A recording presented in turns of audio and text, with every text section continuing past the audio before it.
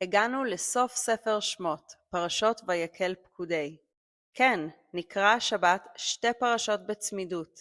פרשות ויקל פקודי נקראות בדרך כלל בשנה עברית רגילה יחד בצמידות, ובשנה מעוברת שמתרחשת 7 מתוך כל 19 שנים הן נקראות בנפרד.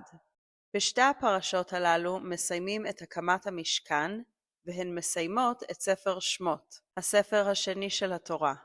הכינוי של ספר שמות, ספר הגאולה. שכן הוא מתאר את מהלך הגאולה מלידת משה במצרים, דרך יציאת בני ישראל ממצרים מעבדות לחירות פיזית, ומסתיים כשבני ישראל הופכים מיחידים לקהל, לכלל, שעובדים את השם במשכן אשר הקימו יחד. באופן כללי, בקריאת הפרשות יש תחושה חזקה של הסתכלות פנימה והחוצה. הסתכלות על אותם הדברים בתצורה שונה, או אולי על דברים שונים בתצורה דומה. נתחיל ונגלה. תחילה, פרשת ויקל, שפותחת בציווי על השבת, מתארת את התרומות למשכן, בצלאל ואוהליאב שנבחרים לבצע בפועל את הבנייה שלו, ואז את כל כלי המשכן בעשייתם בפועל. על פניו נראה שאלו נושאים שדיברנו עליהם בפרשות האחרונות, ובפרט בעשיית הכלים והיריות. הפסוקים העוסקים בהם בציווי שבפרשות הקודמות חוזרים על עצמם כעת בביצוע כמעט מילה במילה כמו שתוארו כבר מקודם. הרמב"ן אומר שזה משום שהתורה רוצה להדגיש שבני ישראל עשו בדיוק כפי שנצטוו, ולכן מופיע שוב ושוב הביטוי כאשר ציווה השם את משה. כלומר, המשכן נבנה בדיוק לפי הציווי האלוקי. אך יש כאן משהו הרבה מעבר לחזרה פשוטה. המבנה הספרותי של פרשות תרומה ותצווה למול ויקל פקודי הוא מרהיב. תיאור כלי המשכן בפרשות הקודמות מוצג באופן מילולי כמעט מדויק, אך במבנה הפוך, כלומר במבנה מראה. בפרשות תרומה ותצווה, הציוויים, הסדר הוא מן הפנים אל החוץ, מן הקדוש ביותר, הארון, שמכיל את לוחות הברית ונמצא בקודש הקודשים, השולחן, המנורה, ורק אז מבנה המשכן. ובויקל פקודי, בביצוע, הסדר חוזר כמעט בדיוק, אך מתחילים מהמבנה, יריעות המשכן, לפני הארון, השולחן, המנורה ושאר כלי המשכן. ההבדל הזה מוסבר בגמרא במסכת ברכות. אומר בצלאל למשה, משה רבינו, מנהגו של עולם, אדם בונה בית ואחר כך מכניס לתוכו כלים. כלומר, קודם בונים את הבית, המשכן, ואחר כך מכניסים אליו את הרהיטים, כלי המשכן. וכדי להבין את רצף הפרשה, בואו ניתן תקציר לפרשה הקודמת. להזכיר, סיימנו את הפרשה הקודמת כי תישא בכך שמשה יורד מהר סיני עם הלוחות השניים שניתנו, יום הכיפורים וחידוש הברית עם הקדוש ברוך הוא. זה רגע המהפך. זה הציר שסביבו נעמיד את המראה, ונבחין ברצף האירועים הקורים לפני קבלת הלוחות השניים, לאלו שקורים אחרי קבלת הלוחות השניים, בפרשות ויקל פקודי, ונבחין איך בהיפוך הדברים נוצר השלמות. אז נתחיל מההתחלה. ויקל משה את כל עדת בני ישראל, שבפרשת תצווה, אל מול ויקהל העם על אהרון, ההתקהלות שלפני חטא העגל. בפרשת ויקל, ההתקהלות היא לשם קדושה. אותו השורש, קהל, אבל מטרה הפוכה, התקהלות של יצירה, בניית המשכן, התקהלות בכיוון אחר לגמרי. והציווי הראשון בויקל, השבת. 6 ימים תעשה מלאכה, וביום השביעי יהיה לכם קודש, שבת שבתון להשם. גם השבת מופיעה בפרשות האלו פעמיים, וגם הזהב. הזהב מוזכר בעגל לעבודה זרה, ובמשכן להשראת השכינה ובניית כלי המשכן, אותם החומרים עם כוונה אחרת.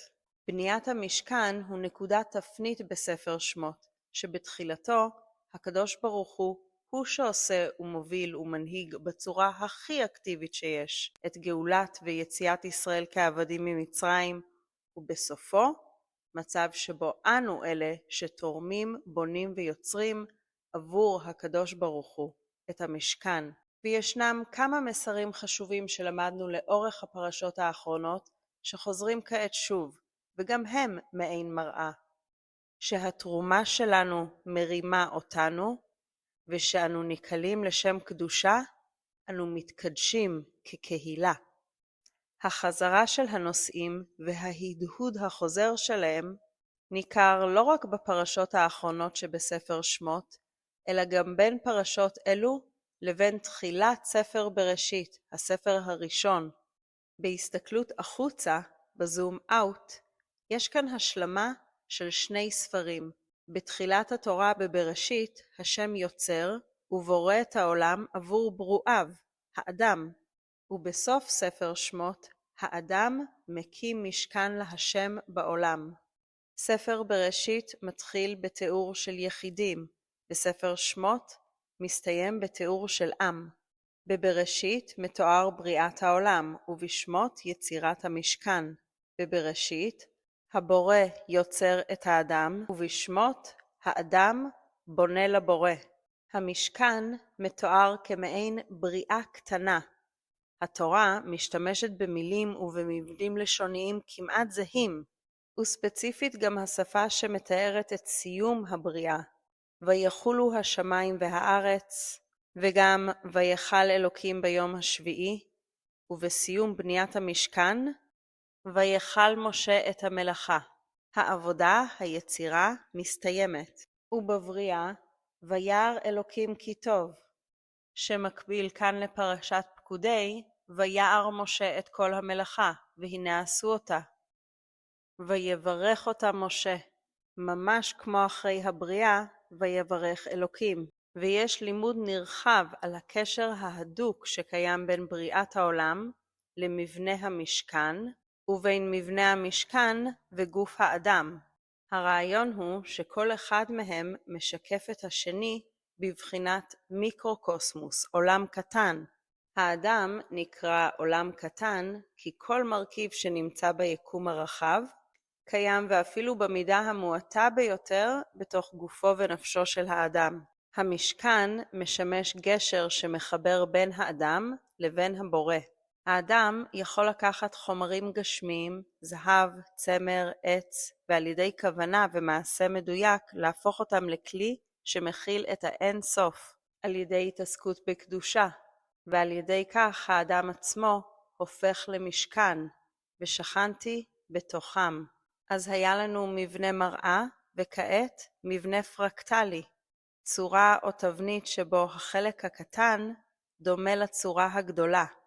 כלומר, אם מתקרבים לפרט קטן בתוך המבנה, הוא נראה כמעט כמו המבנה כולו. נסו את זה פעם עם כרובית. הביטו בכרובית גדולה. כן, כן, כרובית מהירקן. אם תתחילו לפרק ממנה פלחים, תבחינו שכל הפלחים, גם כשהם נעשים קטנים ביותר, דומים בצורה ובמבנה שלהם אחד לשני. או בביולוגיה, תא אחד קטן בגוף האדם מכיל את כל DNA של האדם. החלק משקף את השלם. ומעבר לניתוח ספרותי של מבנה מראה, יש כאן בפרשה גם מראות ממש.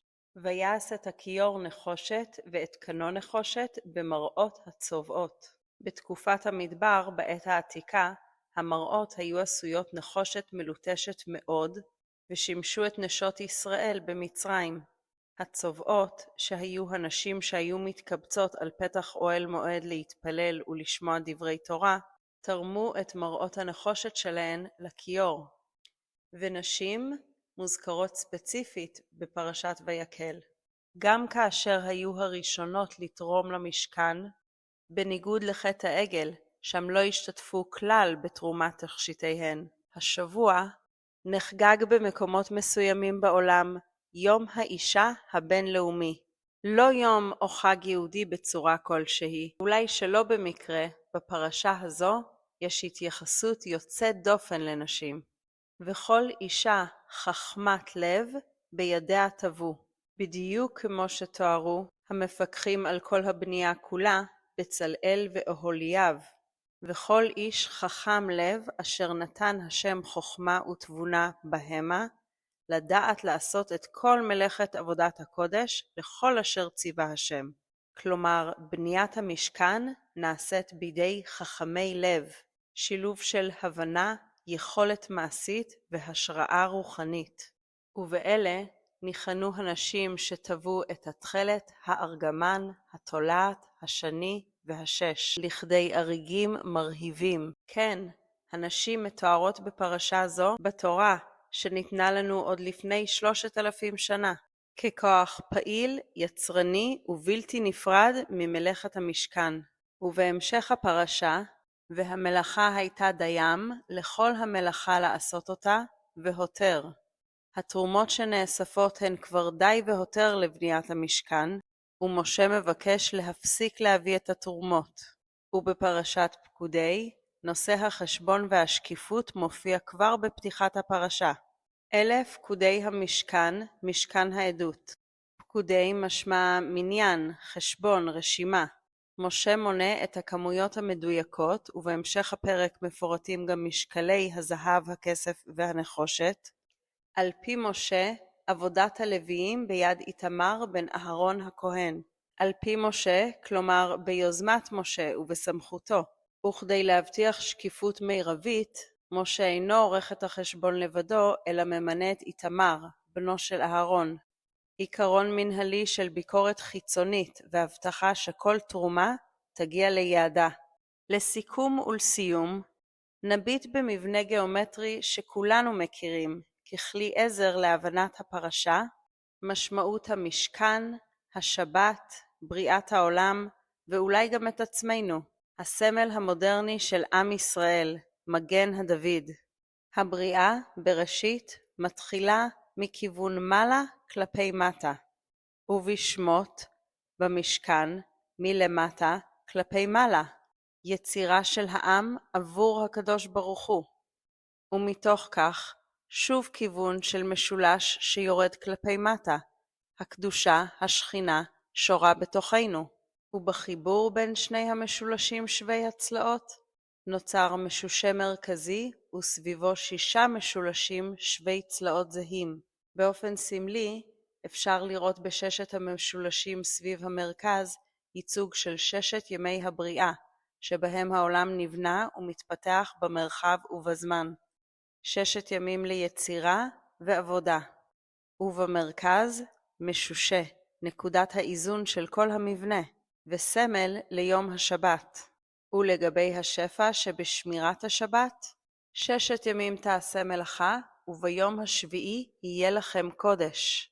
השטח של המשושה הפנימי שווה בגודלו למשולשים החיצוניים. לא רק שלא יחסר, אלא שמירת השבת תספק שפע לכל שאר השבוע, גם בגשמיות וגם ברוחניות. בפרק הזה בחנו את מבנה הפרשה למול אלה שקדמו לה ועד לתחילת בריאת העולם. ואולי מה שנראה תחילה כשכפול, השתקפות או מראה, הם בכלל איזון, הרמוניה ויצירה של שלמות, של גאולה. מה, לא שמעתם? הגאולה כבר כאן. המעשה הוא העיקר. כל פעולה, ואפילו לכאורה קטנה של האדם, יכולה לרומם ולהגביה את עצמו וכל דבר אחר שבעולם. ובכך אנו הופכים את עצמנו למשכן של שכינה. הדבר הראשון שנתקדש בעולם הוא הזמן, השבת. וכעת בפרשת ויקל פקודי אנו מקדשים מקום. כמו דירה לקדוש ברוך הוא, כאן אצלנו למטה, בעולם הפיזי. ובפסוק האחרון ממש בספר שמות, השכינה שורה. כי ענן השם על המשכן יומם, ואש תהיה לילה בו, לעיני כל בית ישראל בכל מסעיהם. חזק חזק ונתחזק. נבקש שבזכות הלימוד האינטרנטי שלנו כאן יחד, מקדש המעט המודרני, נזכה לשמירה ממושכת יומם ולילה, לכל בית ישראל. נתראה בשבוע הבא כשנתחיל את הספר השלישי בתורה, ויקרא. ובינתיים, שבת שלום ומבורך.